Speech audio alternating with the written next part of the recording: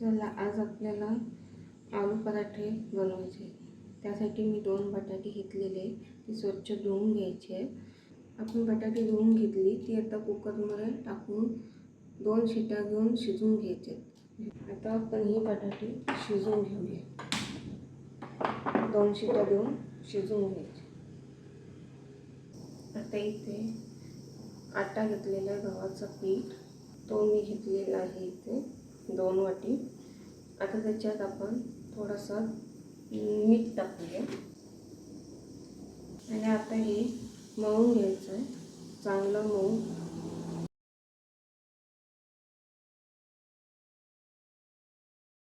आता इथे 2 शिट्या झालेल्या आहेत, आपण बंद करून घेऊया.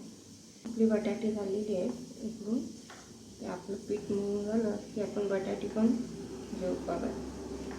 आता इथे पीठ मळून झालेलं आहे, तर त्याला तेल लावून घ्यायचं. आता इथे हा पीठ मळून झालेला आहे. आता हे थोडा वेळ झाकून ठेवायचं. आता हे झाकून ठेवलं तिथपर्यंत आपण आलू सोलून घेऊया. आता इथे हे मी बटाटे सोलून घेतलेले आहे. आता त्यांना पण किसून घेणार. आता ह्याच्यात आपण हिरवी मिरची बारीक कापलेली हिरवी मिरची, याच्यात आला किसून घेतलाय बारीक, थोडीशी कोथिंबीर, मसाला, थोडासा मसाला, इथे जिरे आणि इथे चवीपुरतं मीठ. आता हे सर्व मिक्स करून घ्यायचं. आता हे सर्व मिक्स करून झालेलं आहे. पण पराठे बनवायला घेऊया. आता इथे लोणी करून घेऊया.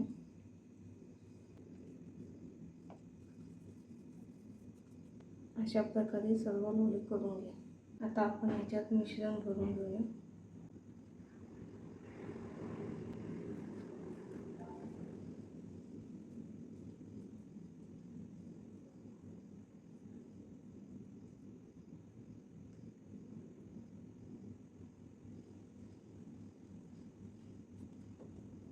अशा प्रकारे करून घ्यायचं आहे.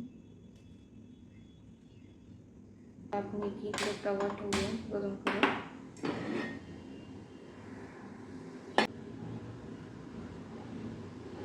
आता आपलं लाटून होईपर्यंत तवा पण गरम हो.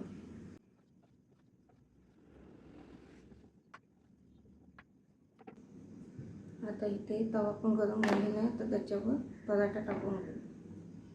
आता इथे पलटून घ्या.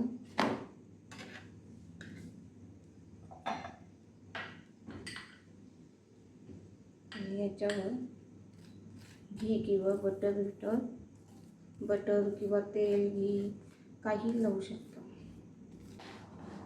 आता परत पलटून घ्या.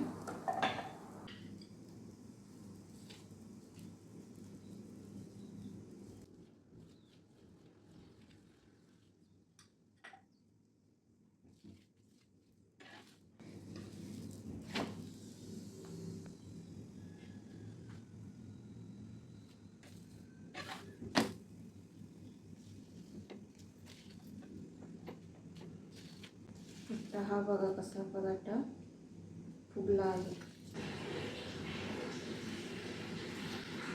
अशा प्रकारे आपले हे पराठे झालेले. आता हे बघा, आपला आलू पराठा तयार. तुम्हाला आवडला असेल तर लाईक करा, शेअर करा.